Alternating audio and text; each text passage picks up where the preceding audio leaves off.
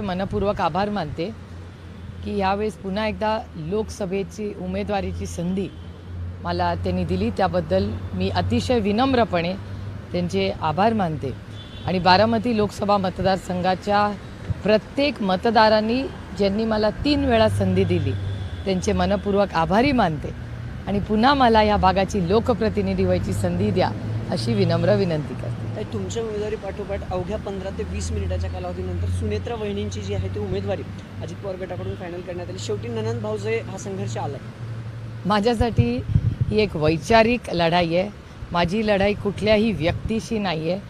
माझी लढाई भारतीय जनता पक्षाच्या चुकीच्या त्यांनी जे पॉलिसी निर्णय घेतात त्याच्या विरोधात आहे। माझं राजकारण आजपर्यंत मी कुणावर वैयक्तिक टीका केलेली नाही। माझ्यावर कैलासवासी यशवंतराव चव्हाणांचे संस्कार आहेत, त्याच्यामुळे माझा राजकारण व्यक्ती केंद्र नसून माझं पूर्ण राजकारण हे वैचारिक आणि विकासाचं आहे। कुठले मुद्दे असणार आहेत प्रचाराचे आणि कशी निवडणूक? नाही, अर्थातच प्रचाराच्या मुद्द्यांमध्ये सातत्य नेहमीच माझं असतं। त्याच्यामुळे महागाई, बेरोजगारी आणि भ्रष्टाचार। आज तुम्ही जी दडपशाही या देशात बघताय, महागाई प्रचंड वाढलेली आहे। तुमच्याच सगळ्या चॅनल्स आणि वर्तमानपत्रात जे आर्टिकल्स बेरोजगारीबद्दल आलेले ते अतिशय चिंताजनक आहेत। त्यानंतर देशात वाढणारा भ्रष्टाचार, इलेक्टोरल बॉन्ड्स हे या देशातलं सगळ्यात मोठं स्कॅम आहे।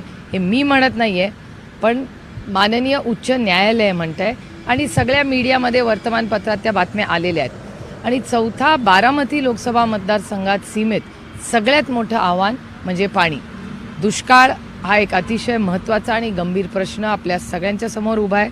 आज तुम्ही उजनीचं धरण बघा, तुम्ही नाझऱ्याला जाऊन बघा, तुम्ही शहरात किंवा ग्रामीण भागात कुठेही गेला तर पिण्याच्या पाण्याचा प्रश्न, शेतीच्या पाण्याचा प्रश्न, असे अनेक पाण्याच्या संबंधित मोठी आव्हानं आज राज्याच्या आणि या मतदारसंघाच्या समोर आहेत। ताई, निलेश लंके जे खरं तर पुण्यात मोठा कार्यक्रम झाला, पण त्यावेळी त्यांनी अधिकृत प्रवेश केला नव्हता। परवा त्यांनी आमदारकीचा राजीनामा दिला आणि काल आपल्या कडनं दक्षिण नगरसाठी जी आहे ती उमेदवारी जाहीर करण्यात आली आहे। लंकेंना देखील सुजय विखेंचं मोठं आव्हान असणार आहे। मला असं वाटतं प्रत्येक इलेक्शनमध्ये प्रत्येक व्यक्ती ह्याला आपण सिरियसली आणि एक आव्हान म्हणूनच घेतलं पाहिजे। हे काय एक असा फॅमिली काही गेट टुगेदर किंवा आपण फ्रेंड्सला भेटतो तसं नाही आहे। हे देशाच्या धोरणांचं इलेक्शन आहे।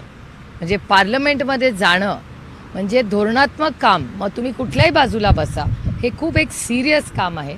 त्याच्यामुळे मी ते इतकं लाईटली माझ्या आयुष्यात कधी घेतलेलंच नाही आणि माझं लोकसभेतलं काम हे देशाने पाहिलेलं आहे।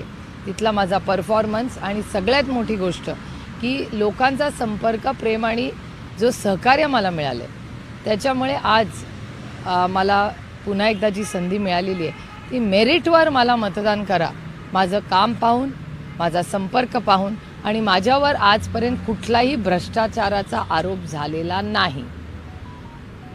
मतदान करा, पण मागच्या 2 निवडणुकीत जे लीड होतं ते यावेळेस कायम राहील का तसं? मी लीडसाठी इलेक्शन लढत नाही, मी सेवेसाठी इलेक्शन लढते। मागच्या दादा सोबत होते, यावेळेस दादा ठीक आहे ना, प्रत्येकाला आपापला निर्णय घ्यायचा आहे। तुम्ही असं का नाही विचार करत की भारतीय जनता पक्षचे नेते बारामतीत येऊन म्हणतात की आम्हाला ह्या इलेक्शनमध्ये शरद पवारांना हरवायचे, म्हणजे त्यांना विकास नाही करायचा आहे आणि मग ना त्यांच्याकडे एखादा कॅन्डिडेट आहे, आमचं घर फोडून आमच्या घरातली एक महिला त्यांना लागते, ह्याचाच विचार करा ना। आमची माऊली मोठी वहिनी म्हणजे आईच्या समान असते।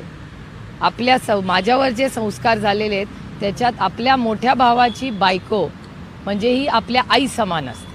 त्याच्यामुळे आमच्या आईला त्यांनी इलेक्शनमध्ये भारतीय जनता पक्षांना उतरावं लागतंय।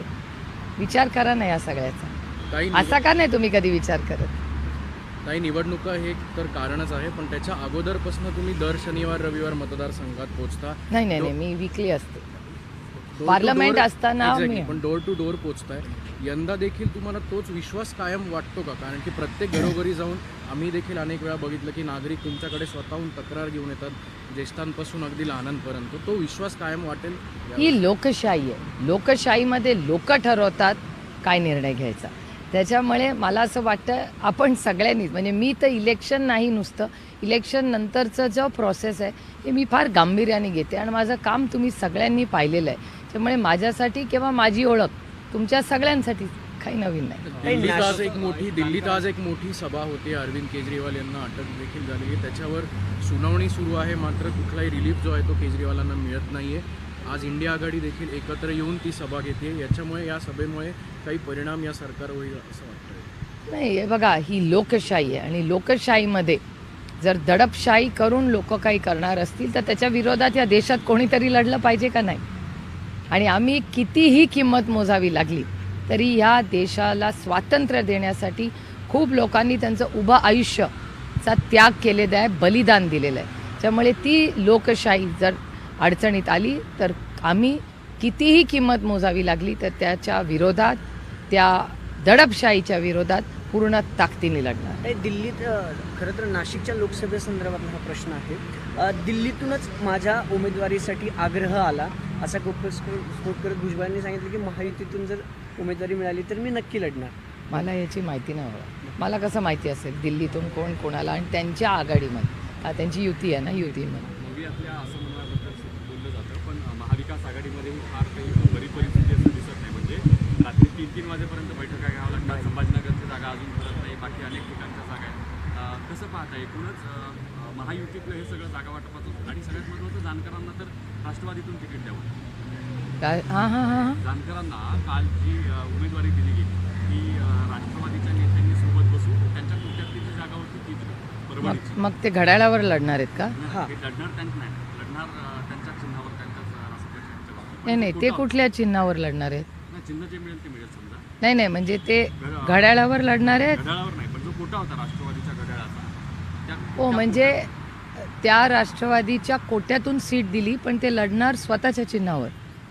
मग त्या कोट्यातून कसं? म्हणजे त्यांची सीट, हां, म्हणजे जागा सोडली. राष्ट्रवादी जागा होती त्यांनी सोडली. अच्छा, आणि ते त्यांच्या चिन्हावर लढणार.